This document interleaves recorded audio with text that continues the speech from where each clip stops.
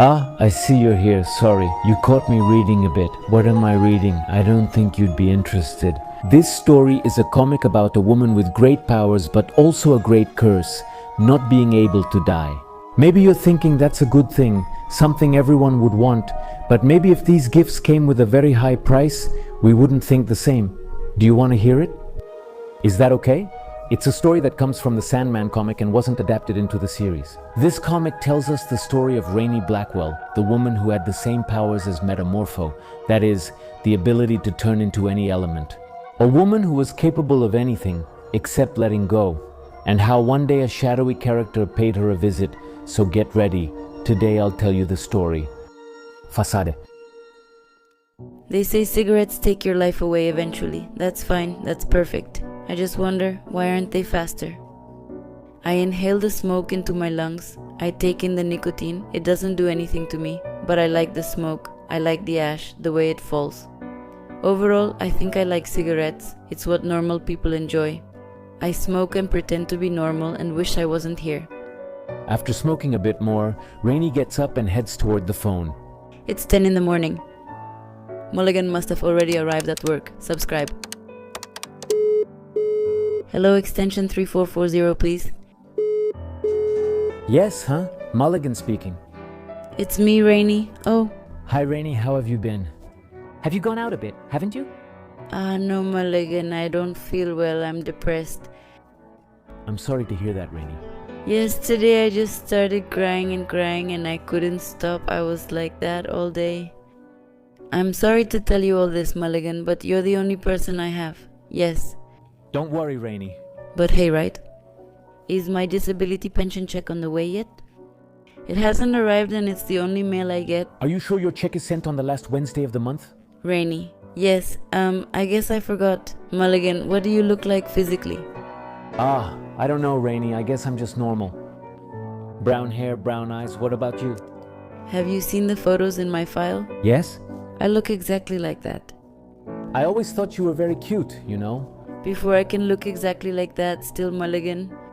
I can even simulate the texture of skin and you wouldn't notice. Maybe we could meet up one day and that's a good idea. Rainey, are you familiar with company policies? Yes, I understand. I have to go, Rainey. I have to send other checks to other veterans, but we'll talk later. Yes, we'll talk next week. Rainey stays in his living room, regretting having spoken to Mulligan too soon, since now he has no excuses to talk to him again. Due to his appearance, Rainey stopped going out a few years ago because he fears rejection. So he often spends entire afternoons sitting on the couch, not talking to anyone, just remembering his former life and hoping to talk to Mulligan from time to time. But then, something unexpected happens. The phone starts ringing and Rainey sees it landing. It seems like it was years ago since someone last called her. The phone? Oh my god, be brave, it's just a phone. Rainey manages to gather all the courage he once used to go on dangerous missions around the world without a second thought, and he answers, well. Hello, is Urania Blackwell there? Yes, this is she speaking. Who is this? Hi Rainey, it's Della. How are you, Della? I haven't seen you in years. How are you? Very well, thank you so much. I saw your phone number in my contacts and wanted to call you to see how you were doing. I'm doing so-so. I have a disability pension. It's a physical thing. I'll tell you about it later. We should meet up, if you're not busy, how about it? Next Tuesday at 12 at the Da Vinci restaurant, the one downtown. Yes, I know which one it is. It works for me. Great, I'll see you then and we'll talk. Take care. Bye. Rainey hangs up the phone trembling and lights another cigarette, but he still can't stop shaking. He hasn't left his house in a long time. He knows he'll have to put on a face and he hates doing that. When night falls, he finally manages to sleep, but he can't find peace, not even in the realm of dreams, because he starts to remember how he got his powers, the smell of dust and death that was in the tomb beneath that pyramid. And finally, the Egyptian god who gave him the gift of transforming his body into anything, and the curse, the one of not being able to die. No, that's not how it happened. It was just a temple. It was just a stone. I don't want your gift anymore. I've changed my mind. I just want to be normal. But inside the dream, no one hears Rainey's screams, who wakes up crying and begging not to have any more dreams or any more mornings. At last, the day of his date with Della arrives, and Rainey knows he must prepare thoroughly before going out. You would think that if I can turn my body into anything, I could create skin for my face, right? But that's not the case. I tried it once and I couldn't get rid of the smell of rotten meat for weeks. Silicone faces are easier to handle. Eventually they harden and fall off, but they last a couple of days and at least they don't rot. Besides, you can use the empty faces for useful things that normal people have. Faking hair is easy. I use various metals. It looks good as long as no one touches it, but no one ever does. Rainey covers the rest of his body with clothes and gloves. He takes a deep breath and gets ready to go out into the world for the first time in a long while, although he can't help but feel dizzy. Thank you. Rainey, is that you? Oh my god, you look amazing. You haven't aged at all. How do you do it? Hi Adela, how are you? Excuse me, do you have an ashtray? Smoking is not allowed here, madame. Don't worry, thank you. Thank you for coming. Rainey, you keep your gloves on. No, sorry, I have a kind of skin condition. Oh, I see. Don't worry. What's wrong?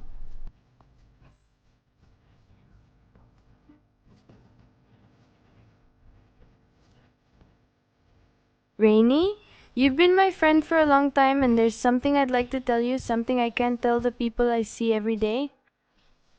I'm pregnant and the father, well, we're in love, but he works at the same company as me and he's married. Is he going to get divorced soon? But we have to keep everything a secret. Until then, God, I felt like if I didn't tell someone, I was going to explode. I'm so worried. Promise me you won't tell anyone. Rainey? Don't worry, I really don't talk to almost anyone these days. While the two friends keep talking, a group of people with disabilities walk by outside the restaurant. Adela can't help but look at them and, worried, she says to Rainey, Look at those guys out there. It's something that terrifies me. I'm 36 and this is my first baby. What if I was born like them? What if my baby is a freak? A freak? They're not freaks, Adela, they're just people. Yes, of course, I have nothing against them. It's just that, I don't know. Better tell me, what do you think you should do? Rainey, are you okay? What's going on with your face, Rainey? Without Rainey noticing, her synthetic face slowly starts to slide off, and the shell, empty of what used to be her face, falls onto the food, to everyone's surprise. I'm sorry, Adela, I'm so sorry. Sunk in shame and trying to cover her face, Rainey quickly leaves the place under the astonished gaze of all the diners. When she gets home, she realizes she left her bag and her keys at the restaurant. But she can't stand being outside for another minute, so she decides to burn the door with her powers, go inside, and call Mulligan. At extension 3440, please. Mulligan? It's you, I need your help. I'm sorry, ma'am. Mr. Mulligan was transferred to another department. There must be a mistake, he works there. Tell him it's Urania Blackwell. He has to talk to me, please. I'm really sorry, ma'am. He's not here anymore. Is there anything I can do to help you? No. No, but thank you very much. Rainey. He slowly turns into nitrogen to escape his clothes. He no longer sees a reason to wear them or stay in this world. However, her powers make her immortal, so she can only stare into the void, wishing she had the life she once had, or wishing she didn't have this one at all. Rainey then starts to cry in the loneliness of his apartment when he hears a voice say, "Hello." Do you want to talk about something? Who are you? How did you get in here? The door was open. I heard you crying. I'm sorry if I'm bothering you. It just seems like you need someone to talk to. Maybe I do, I'm sorry. A cigarette? Right? Thanks. Nice ashtray. It's not an ashtray. I mean, yes it is, but it also used to be my face. Sometimes I try to look normal and I make faces, but then they dry up and fall off, but I can't throw them away. They're like a part of me, so I keep them. Forget it, I know I'm not making much sense. Not at all. What you're saying makes a lot of sense. You always cling to old identities and old faces and masks, even long after they've served their purpose. But you have to learn to let go, eventually. Rainey listens to the words of the strange woman. She doesn't seem to judge her. On the contrary, they seem to come from understanding and kindness. But is there something in them that makes Rainey start to cry? Hey, it's okay. Look, take this handkerchief. What did I say to you that made you feel so bad? It's just that what you said about throwing things away, I don't want to be here anymore. The problem is that I don't know how to do it. It's not that I'm afraid to do it. I'm afraid of many things. I'm afraid of sounds at night, of phones, of people, but I'm not afraid of death. I just don't know how to find it. I don't have blood in my veins. My body processes any kind of poison. Physical things don't really hurt me. I've even thought about finding a nuclear bomb, but I'm afraid I'll survive and be radioactive forever, and no one will ever come near me again. I've also thought about peaceful ways. I've thought about transmuting my body into elements like oxygen and disappearing into the air, or maybe becoming hydrogen and being one with the sea. But I'd probably still be conscious, just scattered throughout the world. I want it to stop. The problem is I don't know how. The woman listens to Rainey with all the attention in the world, thinks for a moment, and then calmly says, "What, JFF?" True, they die eventually. Eventually everything dies. It's just slower for some, but sooner or later their morphic field collapses, and that's when you can see that it's when you're ready to transcend. But how can you know that? Nobody knows those things about who you are. Rainey, don't you know? Yes, I think I know. Blessed and merciful you are. You finally come for me. Please tell me it's true. No, I haven't come for you, Rainey. A woman was upstairs changing a light bulb in her children's room. The ladder slipped, and like I told you, I was passing by. The door was open and I heard you crying. The point is, I'm not blessed or merciful, I'm just me. I have a job and I do it. Even while we're talking, I'm there. For young and old, innocent and guilty, those who die together and those who die alone. For some, death is a rest. For others, an abomination, something terrible. But in the end, I'm there for all of them. I was there when the first living being existed, and I will finish my work when the last living being becomes extinct. But I am not your death. At least, not yet. Not yet. I don't really understand what you're saying, but does that mean you won't help me?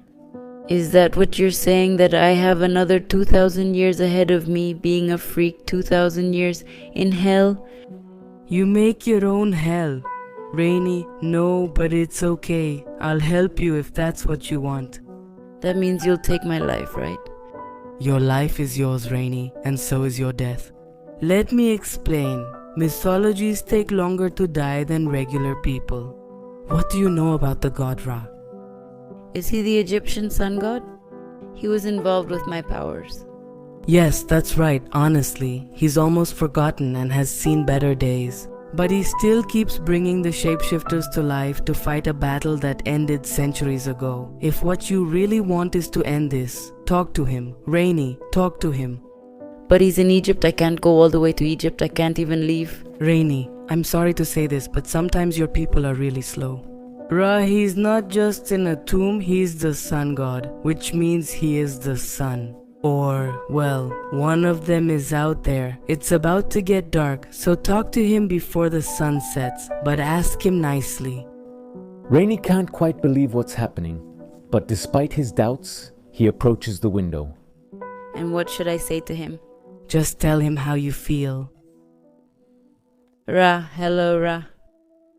Without knowing how or why, Rainey. Suddenly, she's able to feel the warm caress of the sun much more strongly than she ever has before. Did you hear that? He spoke to me, really? Rainey spoke to me. Take a breath and continue. Sir. Please, I don't want to be me anymore. Thank you so much for making me special, but I don't want to be special anymore. I want it to stop. Could you make me a normal person again? How did you say I should look at him directly? Oh, okay. If that's what you're asking me, I'll look straight at the sun. For Rainey, the sun had never looked as beautiful, warm, and understanding as it did that day. She felt like she could stay there forever, but then Rainey finally began to let go of everything that was holding her back. I had never realized the sun is just a mask, and the face behind it is beautiful. Rainey witnessed her last sunset as her body solidified, and so, after so much suffering, Rainey was finally able to rest. Have fun, Rainey. Better luck next time. Goodbye. Well, are you looking for Rainey? I'm afraid she's gone. She doesn't live here anymore. I'm sorry, Mr. Mulligan. I can't give you a message. I'm a friend of hers. Sometimes I regret not being able to help. See you soon, Mulligan. Goodbye, thank you. Existence can be painful, especially for someone like Rainey, who could never see beyond his curse. However, it's a story that invites us to ask ourselves questions like, for example, if we are the owners of our own lives, aren't we also the owners of their ending? Or could it be that it's a story that makes us see that there is always hope, even for those who are not able to see it? I would love to answer you, but that's up to you. I'm just the one telling the story. If you like this video format, help me share it. Thank you, and let me know if you're interested in seeing more videos. I would also like to thank Yadira for playing Rainey Ethel to the end, and Ned for playing Della. You can find their Instagram profiles in the video description. That's all for today. I'm Go the Geek Monitor. And keep looking beyond the obvious.